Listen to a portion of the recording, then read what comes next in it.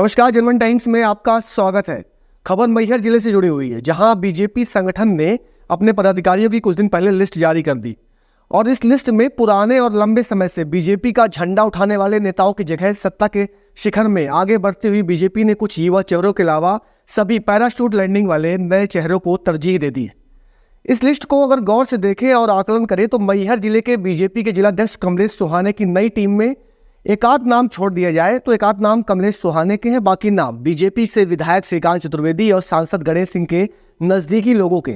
हालांकि कार्यकर्ताओं को स्वच्छता और संगठन का पाठ पढ़ाने वाली अब की बीजेपी में दूसरे दलों और बीजेपी को कभी कोसने वाले नेताओं ने एंट्री कर ली, तो बीजेपी उसके बदले में उन्हें संगठन की सीधे जिम्मेदारी दे दी। बात करें उन नेताओं की जो कभी मैहर के बीजेपी के पुराने कार्यकर्ता और तब के सतना जिले के कार्यकारिणी का हिस्सा रहे हैं, उनको भी इस लिस्ट से दूर रखा गया है। चाहे बीजेपी के पूर्व जिला के उपाध्यक्ष रहे हो या फिर अलग अलग संगठन में दायित्व निभा रहे वो लोग, जिनको इस लिस्ट से हटा दिया गया, उन सबको इस लिस्ट में तरजीह नहीं मिली। हालांकि इस लिस्ट में कुछ नाम ऐसे भी हैं जो प्रदेश के कुछ बड़े नेता और संगठन के नेताओं के संपर्क में रहे थे। वो सब जुगाड़ जुगाड़ करके बीजेपी की कार्यकारिणी में शामिल होने में कामयाब हो गए। हालांकि इस लिस्ट के बाद दबे मुंह से ही सही, बट कुछ नेताओं ने इसका विरोध भी किया है।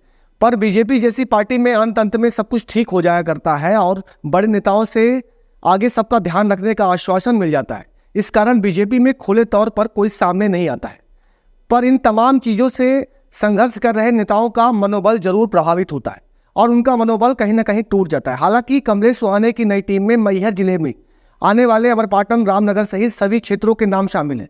वैसे भी सोशल मीडिया में अमरपाटन के कुछ नेताओं ने पहले भी बीजेपी के जिलाध्यक्ष कमलेश सुहाने की कार्यशैली पर सवाल उठाए थे कि वो किसी के इशारे पर काम कर रहे हैं, पर ये सब बीजेपी के नेता और उसके संगठन जाने पर सवाल अब भी यही है।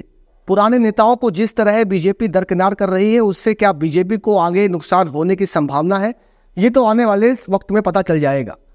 फिलहाल इस रिपोर्ट में इतना ही। आगे की खबरों के लिए देखते रहे जनमन टाइम्स, उभरते विंध्य की आवाज़।